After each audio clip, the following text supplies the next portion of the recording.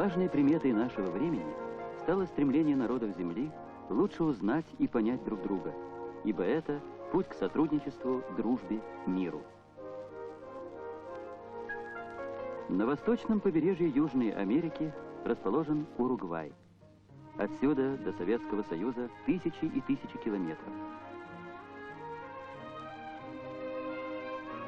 В столицу Советского Союза, Москву, по приглашению Верховного Совета СССР прибыла парламентская делегация Восточной Республики Уругвай. В Кремле, в Верховном Совете СССР, гостей приветствовал председатель Совета Союза Толкунов.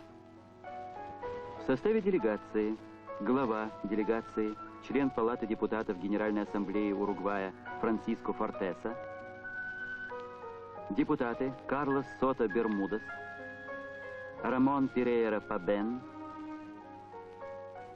Анорио Бариос Тоссано, Карлос Гарат, Нума Агирре Корте, Хильберто Рио.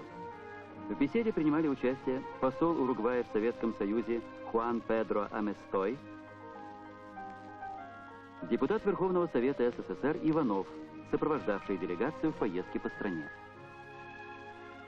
В ходе беседы была выражена уверенность, что визит делегации будет содействовать дальнейшему укреплению дружбы и развитию контактов между двумя странами, станет еще одним шагом на пути укрепления межпарламентских связей.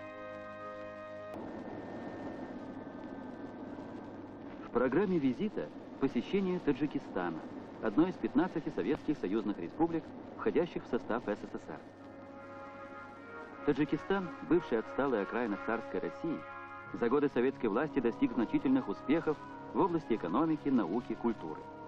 Союзная республика – суверенное государство, имеет свою конституцию, парламент, свой герб, флаг и гимн. Парламентарии Уругвая нанесли визит председателю Президиума Верховного Совета Таджикской ССР Паллаеву. Он рассказал о проблемах, которые решаются в ходе перестройки всех сторон жизни, о деятельности высших и местных органов государственной власти. Одной из важнейших задач является решение вопросов использования трудовых резервов. И в первую очередь Советы должны использовать местные ресурсы и резервы, ускоренными темпами развивать местную промышленность, торговлю и сферу обслуживания, выполнять четко и в срок собственные планы. Душанбе – самая молодая среди столиц союзных республик Советской державы.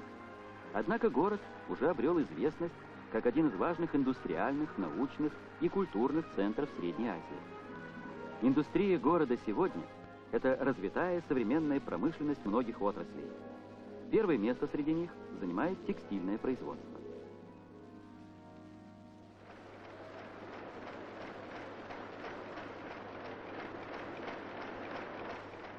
Шелковые и хлопчатобумажные ткани, ковры известны не только в нашей стране, но и за рубежом.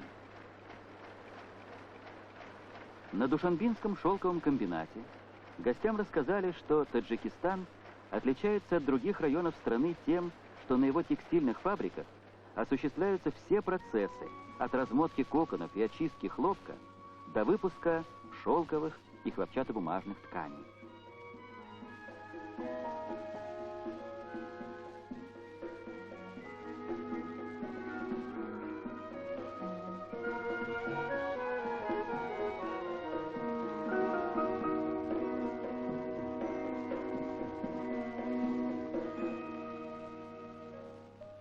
Бурный рост экономики, расцвет науки и культуры в годы советской власти привели к необходимости создания в республике Академии наук, которая была открыта в 1951 году. Президент Академии, депутат Верховного Совета СССР Асимов, рассказал гостям, что ныне в ее составе 20 научно-исследовательских учреждений по самым различным отраслям знаний. В 1923 году в городе была лишь одна библиотека с книжным фондом всего 3000 томов. Сегодня в Душанбе работает около 200 библиотек.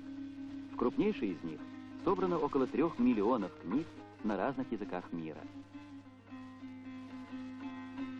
Гости ознакомились с фондом восточных рукописей.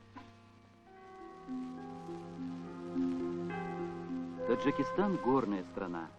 Большая часть его территории – это мощные, сильно расчлененные хребты, и лишь около 1/10 площади составляют равнины. В республике, поражающей контрастом и своеобразием ландшафта, находятся самые высокие горы Советского Союза. Это край быстротекущих рек, обладающих богатейшими гидроэнергетическими ресурсами. На тысячи километров проложены оросительные каналы, построено около 200 гидротехнических сооружений, а орошены сотни тысяч гектаров засушливых земель.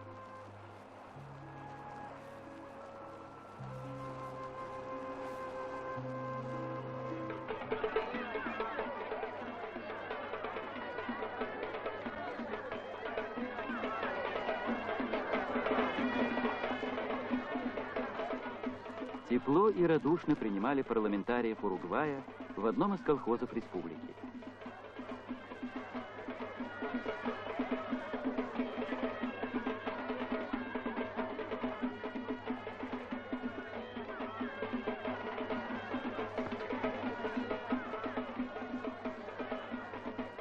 Неузнаваемо преобразился облик таджикского села за годы советской власти. Успехи Таджикистана в области сельского хозяйства наиболее заметны в развитии главной отрасли – хлопководства. Все основные процессы сельскохозяйственного производства в республике механизированы. Это создает условия для увеличения производства хлопка, развития садоводства, виноградарства и других сельскохозяйственных отраслей.